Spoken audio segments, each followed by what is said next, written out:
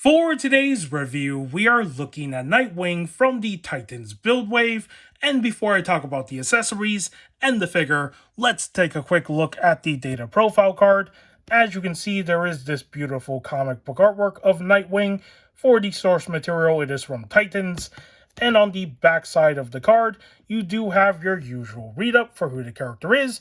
His real name is Richard Dick Grayson, and it reads, Dick Grayson began his crime-fighting career as the original Robin, Batman's protege and crime-fighting partner. An expert acrobat and skilled fighter, Dick eventually left the nest and ventured out on his own as a new hero called Nightwing. His childhood experiences as a circus acrobat and trapeze artist make him extremely agile. He is a superior fighter and a highly skilled martial artist who has been personally trained by Batman.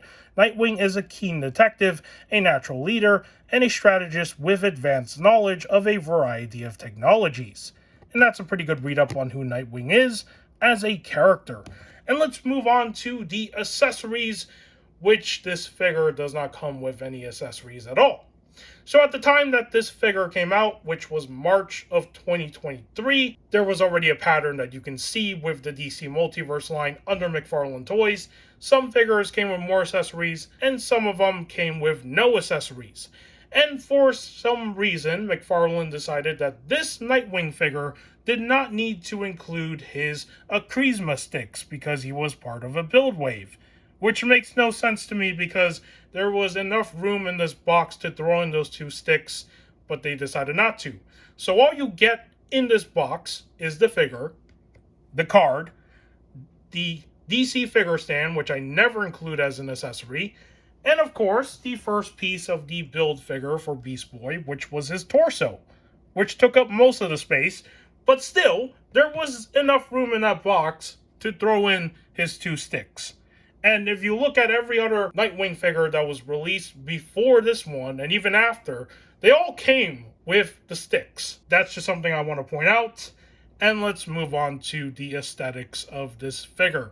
Looking at the figure, Nightwing has a very simplistic design. So there's not a whole lot going on here with his costume, but let's talk about the details that do stand out to me. For his emblem, it is actually sculpted. It's not printed like most of the emblems are these days. So it's nice to see that this was sculpted at this point in time. And for his face sculpt, that is a pretty good face sculpt for Nightwing. I like the fact that he's smiling confidently, and even the hair sculpt is pretty good. I like the way that's done. So yeah, pretty good head sculpt. And he is wearing his eye mask, which is printed on his face. Not sculpted. I think there is one where it is actually sculpted, so yeah, that's an interesting thing that they changed there. And for the back side of the figure, you do have the continuation of his emblem part from the front. This is also sculpted as well. For his arms, these blue areas are painted from his shoulder all the way to his hands. If these were sculpted, that would have been interesting, but sadly they are not. And for the rest of the details on the figure, most of this is just a reuse of the same body buck that was introduced with the Future State Jonathan Kent Superman figure. So a lot of those details are the same, as you can see, just painted in a different color. Going down to his legs, it's just your standard legs. There are no blue details down here. I wish there was maybe some blue streaks that were painted down here, but sadly there is not. And for the feet, he does have the blue highlights for his shoes. So at least this is painted where it's noticeable. They could have left it all in the same color as his legs, but I'm glad they did not do that. And that is pretty much all the aesthetics for this figure. There is not a lot to talk about here. And let's move on to the articulation.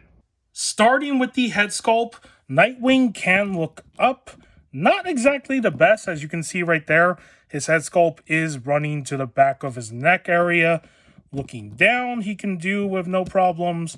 Turning his head left and right, tilting his head side to side, no issues at all. So when it comes to the range of motion for his head sculpt, it is decent. For his arm, he can swing them up this way. That's as high as they will go. When it comes to swinging it out like this, he can swing his arms back and forth with no issues. He has bicep swivels up here.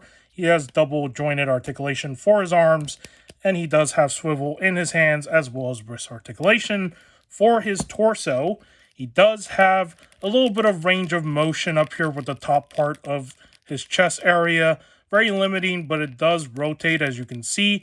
He can also lean back a little bit. Leaning forward, not present at all. For his waist, he does have rotation down here. He can also lean back really good for some reason. Leaning forward, none at all. And for his legs, does he have die swivels? Before I forget.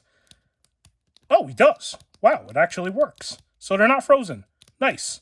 So he does have working die swivels. That's awesome. And for his legs, can he do the splits? He can do a pretty good split right there. It's not like a full-on split, but like still, that's a pretty good spread for his legs splitting out like that.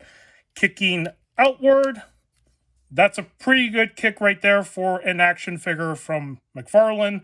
Recently, some of the figures I've been looking at from this line, they have not been able to do kicks like this for a while. I don't know what's going on there, but there's that whole thing. He does have double jointed in his legs. He does have articulation in his feet, as well as swivel down here and toe articulation. And that is pretty much all the articulation for this Nightwing figure.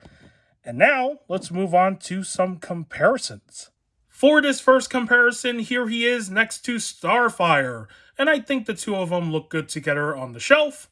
And moving on to the next figure, here he is next to Donna Troy, who is one of the other figures in this Titans build wave.